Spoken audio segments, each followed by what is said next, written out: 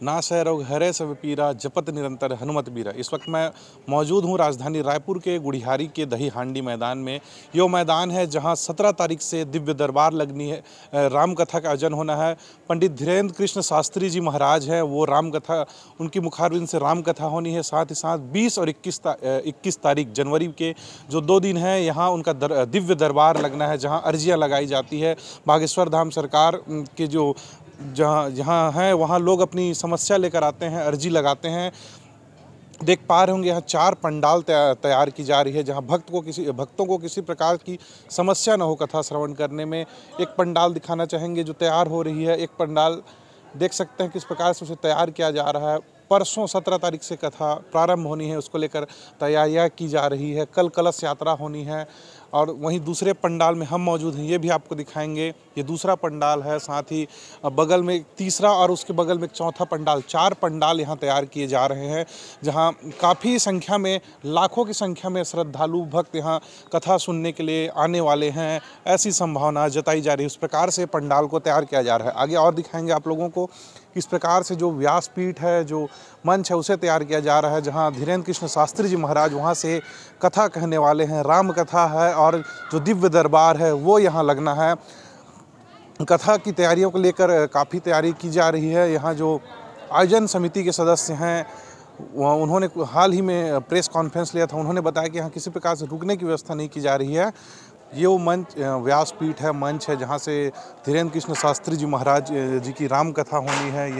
यहीं से जहाँ तैयारियां की जा रही है। जो आयोजक हैं ओम प्रकाश मिश्रा पप्पू जी, वो भी मंच पर मौजूद हैं। साथ बसंत अग्रवाल जी, वो भी जायजा ले रहे हैं। कामकाजों का काम जल्दी पूर्ण करने की तैयारियां की जा रही है। तमाम प्रकार के जो कारीगर हैं वो जुटे हुए हैं, जल्द इसे तैयार करने में जुटे हुए हैं। साथ ही जो जहाँ जिस व्यासपीठ पर महाराज जी बैठने वाले हैं, वो व्यासपीठ भी यहाँ पहुँच चुकी है।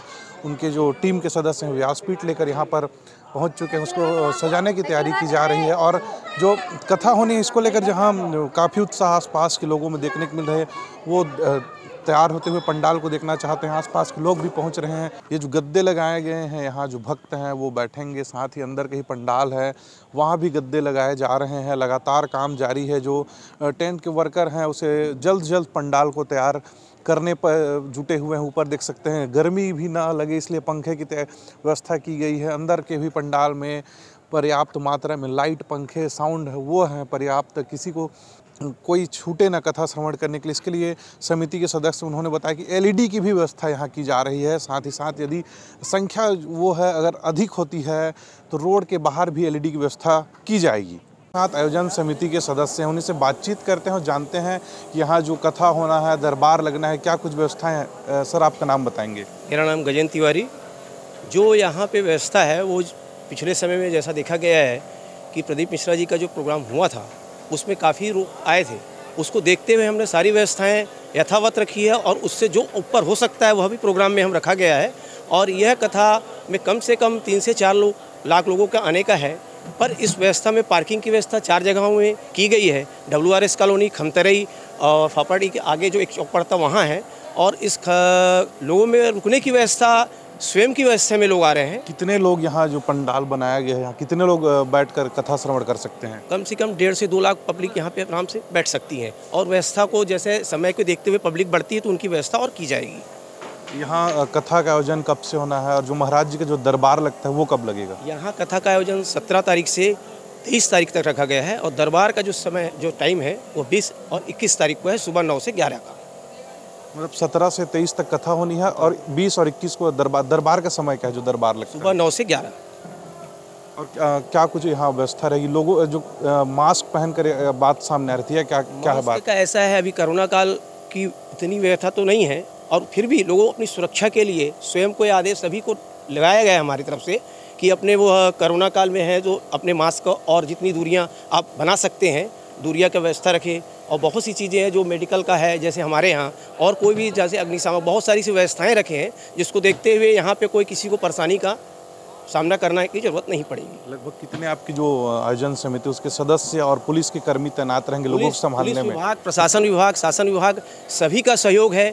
जितनी व्यवस्थाएं अब समय की पब्लिक को देखते हुए लगाई जा रही है वो सारी उचित है, और व्यवस्था और पब्लिक को देखते हुए बढ़ेगी तो वो भी लगाई जाएगी।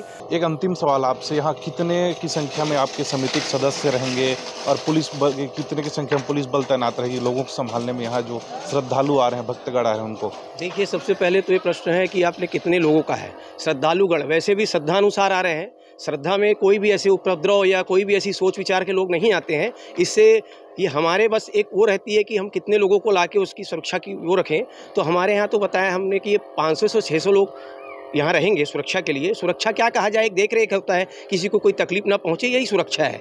और उपद्रवी ऐसा कोई यहाँ आने की उम्मीद नहीं है। और रही पुलिस प्रशासन की बात, तो शहर के और भी इसके अलावा बहुत सारी चीज़ें हैं जिनको उनको भी ध्यान देखना पड़ता है। उन सारी व्यवस्थाओं को देखते हुए जितना पुलिस प्रशासन यहाँ पर अपना समय देगी वो बहुत हमारे लिए अच्छा ही रहेगा। और लगभग काफ़ी लोग अलग अलग थानों से, अलग अलग डिपार्टों से सभी लोग आएंगे यहाँ पे। विजय शर्मा जी, कैसे तैयारियां की जा रही है, कितने भक्त आने की उम्मीद जता रहे हैं? 2 लाख पब्लिक आएगी यहाँ पे, उम्मीद ज़्यादा है।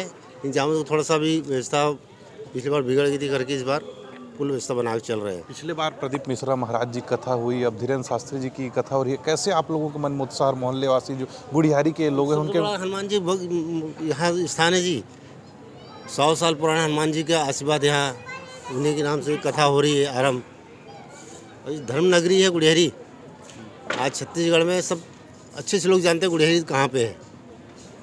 तो ये थे इस मोहल्ले के सदस्य, हनुमान मंदिर समिति के ट्रस्ट के सदस्य भी हैं आप? अच्छा, इस गुड़ियारी के स्थानीय निवासी हैं, इनका कहना है काफ़ी उत्साह है और यहाँ का जो हनुमान मंदिर है वो 100 वर्ष से भी पुराना है और यहाँ कथा होनी है तो यहाँ काफ़ी संख्या में श्रद्धालु वो हैं, पहुँचने वाले हैं।